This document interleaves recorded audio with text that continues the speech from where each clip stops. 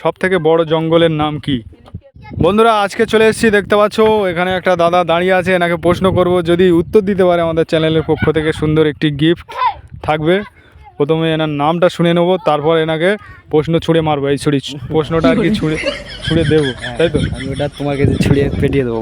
হ্যাঁ, উত্তরটা দিতে পারলে আমাদের চ্যানেলের পক্ষ থেকে কি থাকবে? ছোট্ট একটা গিফট থাকবে। ব্যাস।